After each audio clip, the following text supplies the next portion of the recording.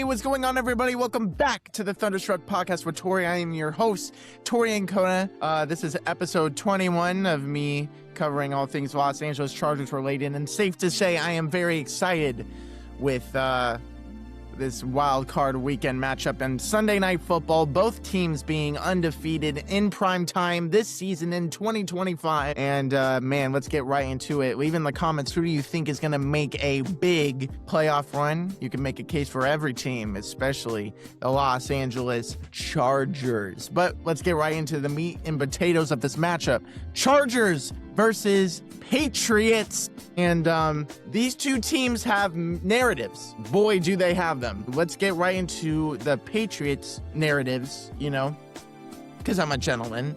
And yeah, let's get right into it. So the New England Patriots narratives. We're going to start with what the fan base thinks of the New England Patriots. And the fan base meaning the New England Patriot fans. Now, the New England Patriot fans sitting there and looking at every single game this year to determine, wow, this is the MVP. We have the MVP, folks. MVP season of Drake May. And man, they do have the statistics to prove it. I will say that. I'm leaning towards Stafford. However,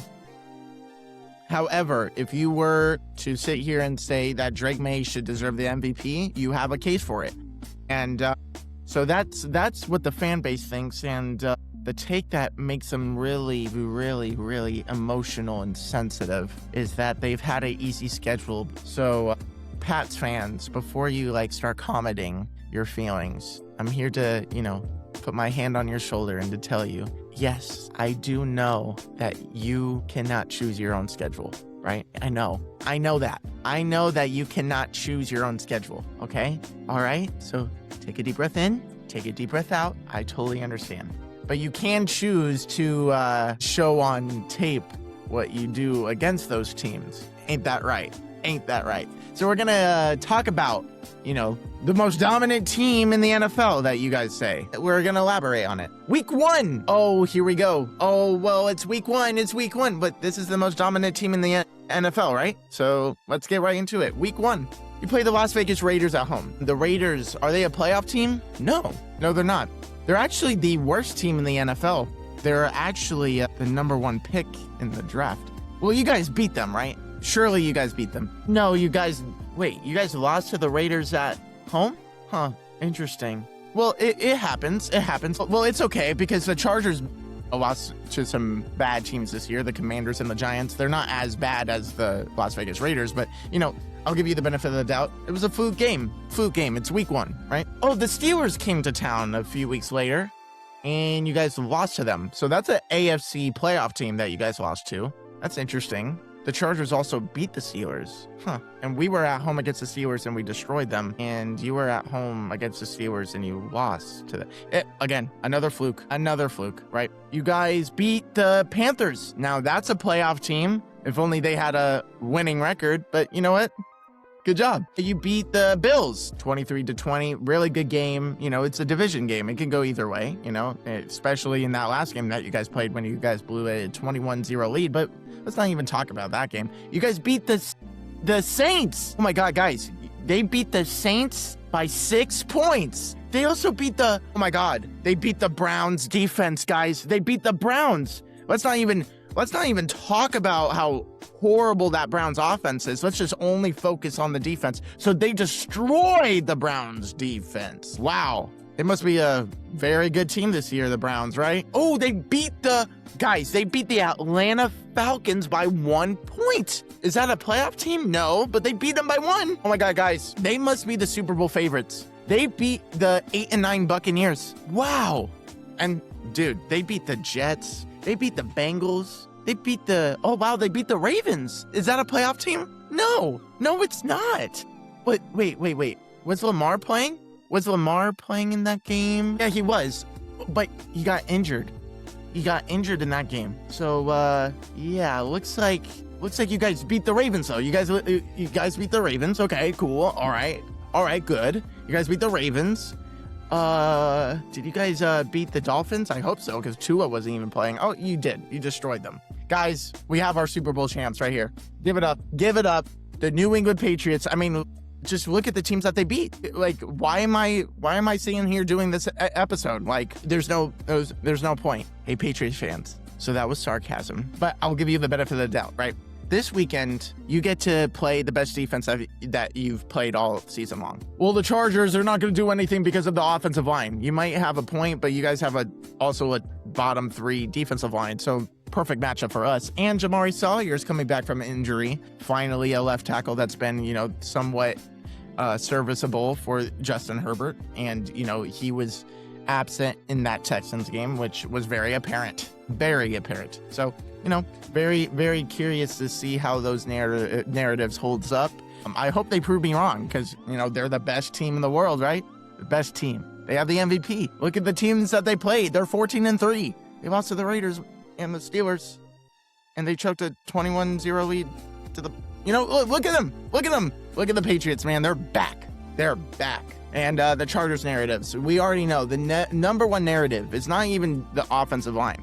It's about this man right here. Will this guy get a playoff win? And I totally understand. Totally understand that take, guys. I really don't know what to say. I guess Justin Herbert is just not good enough to win a playoff game.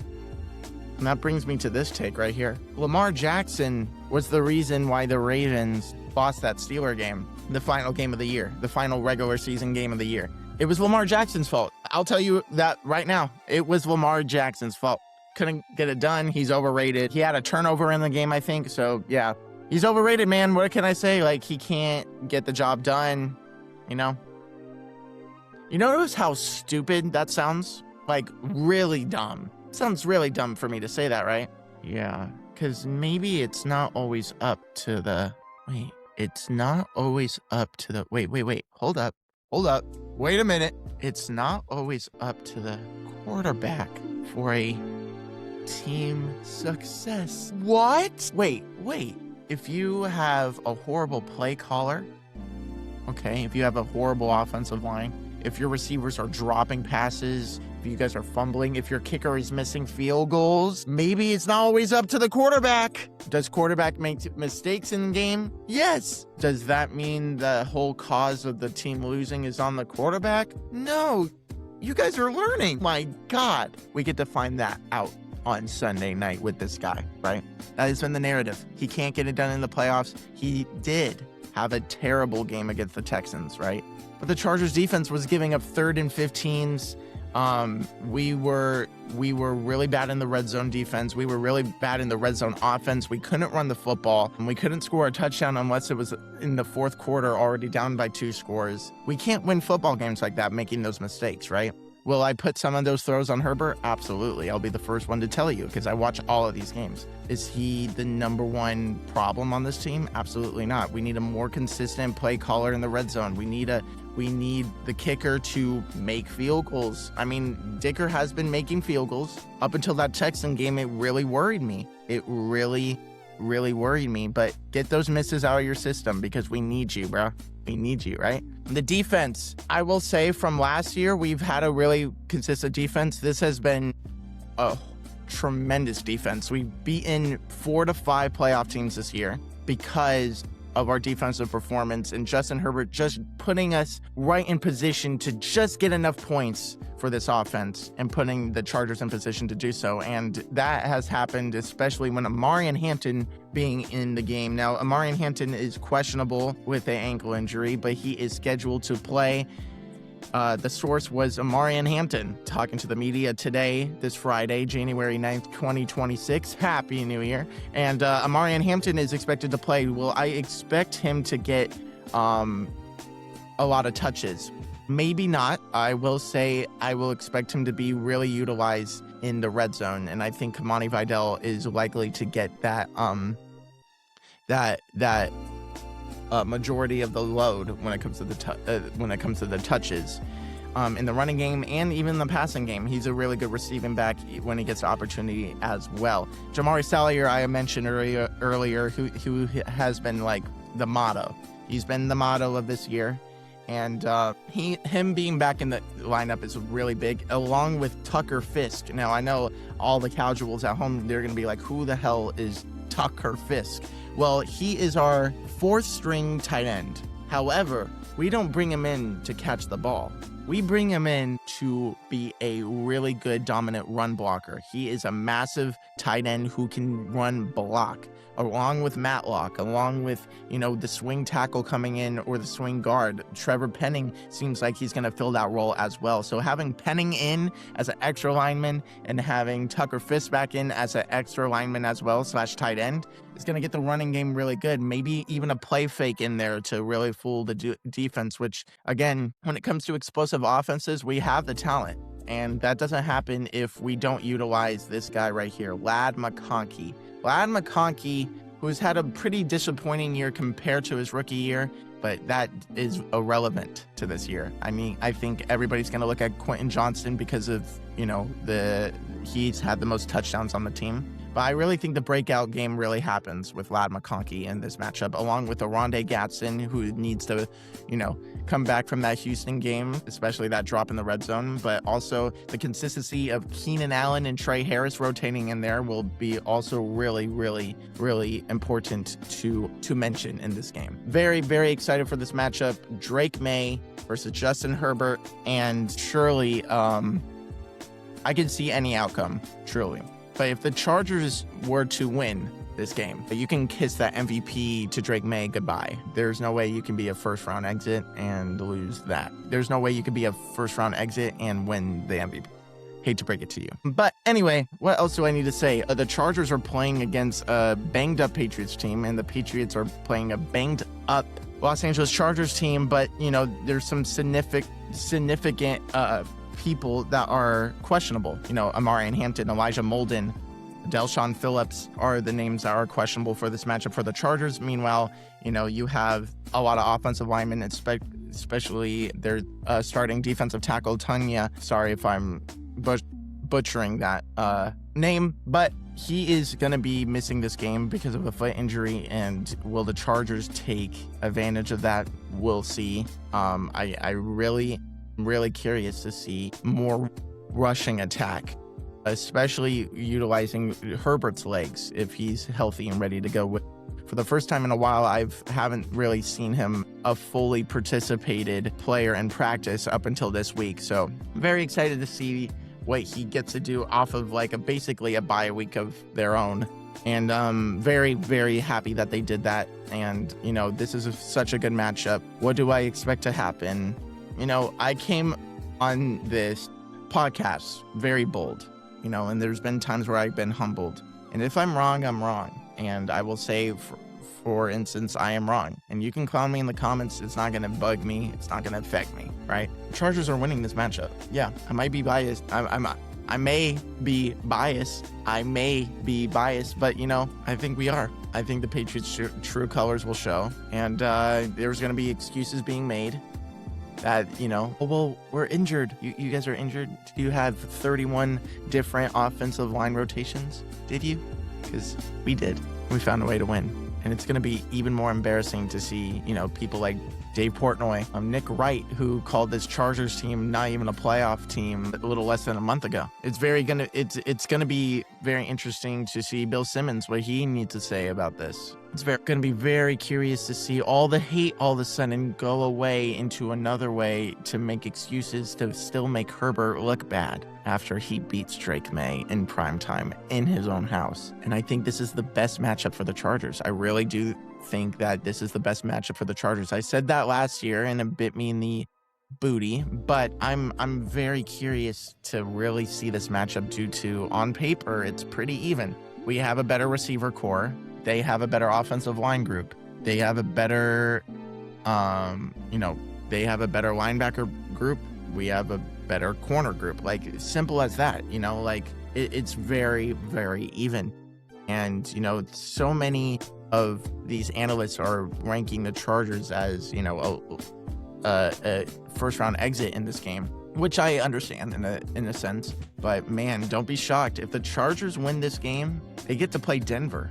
You guys realize that, right? They get to play the Denver Broncos, which we looked good against the Broncos in a lot of aspects of the last game with our fourth string players. Bo Nix is overrated. We know this. And all this talk about Drake May being overrated, I don't get it. because how come we're not talking about Bo Nix being overrated? Let's admit that, right? Before we start talking about Drake May being overrated, right? But that's the Broncos. It is TBD to really understand if we're going to play them. We're focused on this week. Jim Harbaugh is focused on this week, and I feel like this is the revenge game of all the talk, all the noise that Justin Herbert has had to put up with. I've always been a believer of this guy, not because I've been a Chargers fan for majority of my life, but he's truly been one of the most talented quarterbacks I've ever seen throw the football. And, you know, this is the only thing that people have against him, is that he can't get the job done. He cannot win a playoff game. He's only had 2 playoff games, which a lot of people act like it's 20 playoff games that the guy has played. He's played 2. He's 0-2. That doesn't matter, and that doesn't factor into this game. This is a new season. We've seen it. We saw the Chargers go through so much adversity after that miracle 3-0 start that we had, especially with Rashawn Slater not in the lineup.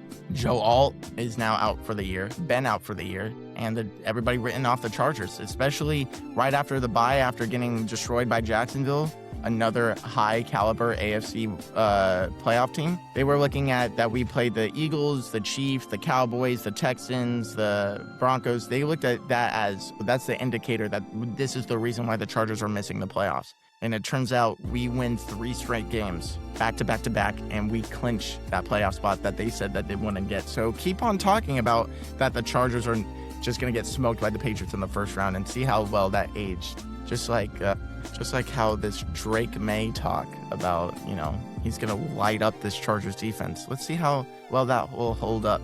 Patriots, please prove me wrong. Please prove me wrong. All this talk about that the Patriots are back, they're 14-3. They should be deserving of the bye, this whole thing. Show me why. Show me why, Patriots. Okay?